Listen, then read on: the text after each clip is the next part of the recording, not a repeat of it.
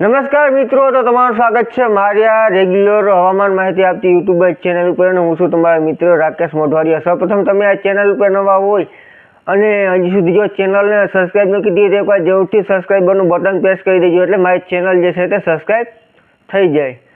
તો હવે બંગાળની ખાડીમાં જે લો પ્રેશર સિસ્ટમ હતી જે મજબૂત બની ડિપ્રેશનમાંથી ડીપ ડિપ્રેશન સુધી પૂરી હતી તે સિસ્ટમ હવે પાકિસ્તાનના ભાગોમાં પ્રવેશ કરી ગઈ છે। જે આપણે અગાઉ વિડીયોમાં કહેતા જ આવ્યા છીએ કે આ સિસ્ટમ છે તે સીધી રીતે ગુજરાત કે સૌરાષ્ટ્ર ઉપરથી પસાર થવાની નથી, ગુજરાતના અમુક ભાગો ઉપરથી પસાર થઈ અને પાકિસ્તાન તરફ જ જવાની છે।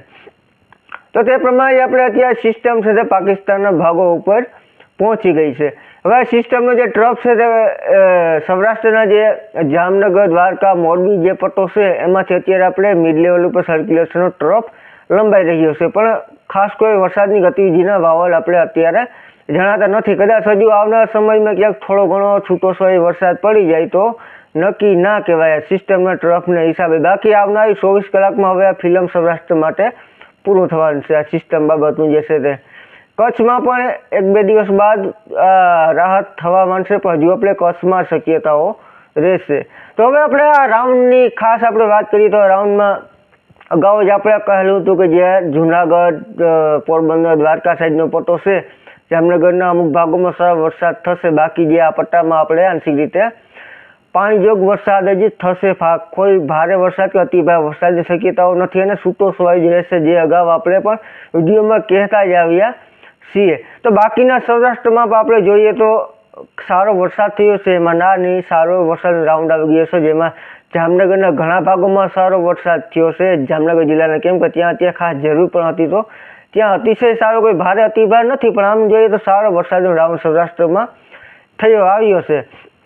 અમુક જિલ્લાઓ છે તે બાકાત પર છે અને ત્યાં વરસાદની ઘટ પણ છે, બાકીના જિલ્લાઓમાં પણ ખરેખર સાર્વત્રિક કદાચ નહીં હોય, ઘણા વિસ્તારો બાકી પણ રહી ગયા હશે। બાકી સૌરાષ્ટ્રમાં ક્યાંય આપણે જોઈએ તો 10 ઇંચ સુધીનો આંકડો લગભગ એક પણ જિલ્લામાં કદાચ નોંધાયો હોય તો આપણે લાગતું નથી, કદાચ 1-2 સેન્ટરમાં નોંધાયો, બાકી જે મુખ્ય વરસાદ છે તે 1 થી 3 ઇંચના ગાળામાં આપણે જોવા મળ્યો છે। બાકી ક્યાંક 4-5 એવી રીતે વરસાદ તો પડ્યો છે, પણ મુખ્ય જે જનરલી આપણે વરસાદનો રાઉન્ડ જોઈએ તો મધ્યમથી સારો વરસાદ જોવા મળ્યો છે, ક્યાંય અતિશય ભારે વરસાદ આપણે સૌરાષ્ટ્રમાં જોવા નથી મળ્યો। જે આપણે અગાઉ વિડીયોમાં પણ કહ્યું હતું કે આ જે મુખ્ય વરસાદનો રાઉન્ડ છે તે ઉત્તર, મધ્ય, પૂર્વ અને દક્ષિણ ગુજરાત અને કચ્છના ભાગોમાં આપણે જોવા મળશે। બાકી સૌરાષ્ટ્રમાં જે આગાહીઓ આવે છે તે એક જાતની ફાકા ફોજદારી છે, સિસ્ટમ છે તે સીધી રીતે સૌરાષ્ટ્ર ઉપરથી પસાર થવાની નથી।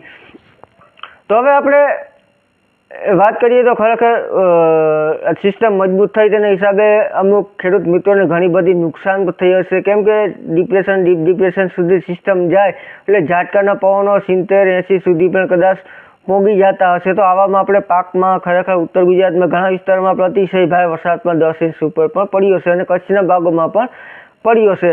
તો આમાં અમુક ખેડૂત મિત્રોને આપણે નુકસાની પણ કદાચ થઈ હશે, કેમ કે પવનો છે તે પાકમાં નુકસાન તો કરવાનો જ છે ઊભા પાકમાં।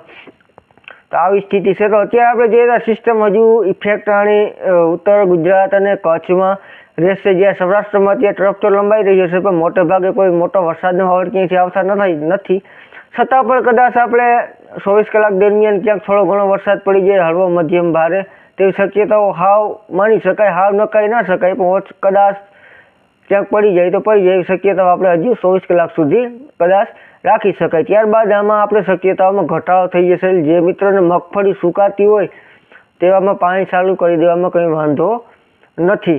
તો હવે વાત કરીએ આગાહીકારોની, તો ખાસ મિત્રો આગાહીકારો જે અતિશય ભારે 15 ઇંચ, 18 ઇંચ અને મેઘ તાંડવની વાત કરી રહ્યા હતા, તે ખરેખર કયા આધારે કરી રહ્યા હોય તે તો એને ખુદની જ ખબર હશે, પણ સૌરાષ્ટ્રમાં આવી કોઈ શક્યતાઓ ખરેખર હતી જ નહીં। જે પહેલેથી આપણે અગાઉથી વિડીયોમાં કહેતા આવ્યા છીએ, તો અમુક મિત્રો એવું પણ કહેતા હોય કમેન્ટમાં કે તમે ભાઈ નેગેટિવ આગાહી આપો છો, તો આગાહી નેગેટિવ આપવાનો કોઈ સવાલ નથી, પણ જે આપણે શક્યતાઓ દેખાતી હોય તે જ જણાવવાનું હોય આપણે, એમાં ખાસ કોઈ જે આપણે અતિશય ભાર ન દેખાતો રોગો કહેવાનો શું મતલબ થાય કે ભાઈ ભારેથી અતિ ભારે અતિશય ભારે વરસાદ રાઉન્ડ આવશે ને સાવચેતી રાખવી, તો આપણે એનો કોઈ મતલબ નથી। તો આપણે જે રીતે દેખાતું હતું તે રીતે જ આપણે આગાહી આપવી હતી અને તે મુજબ જ આપણે થયું એવું આપણે લાગી રહ્યું છે। એટલે જે આ આગાહીઓ હતી તે ખરેખર સિસ્ટમ સૌરાષ્ટ્ર ઉપરથી પસાર થવાની શક્યતાઓ જ હતી જ નહીં, પણ આગાહીકારોને ખબર નહીં કેવી રીતે આમાં મેઘ તાંડવ દેખાતું હોય, એ તો એની જ ખબર હોય. પણ આ એક જાતે નીકળી ફાકા ફોજદારી જ હતી. સૌરાષ્ટ્રમાં આવી કોઈ જે પશ્ચિમ સૌરાષ્ટ્રમાં ખાસ એમાં પોરબંદર દ્વારકામાં આપણે મેઘ તાંડવની આગાહી આપવામાં આવી કોઈ શક્યતાઓ હતી જ નહીં. તો આથી આજની માહિતી. ફરી મળીશું નવી અપડેટમાં. આગળના જે વરસાદના રાઉન્ડની વાતો થાય છે તેમાં પણ માહિતી આપણે 1-2 દિવસમાં લઈને આવશું.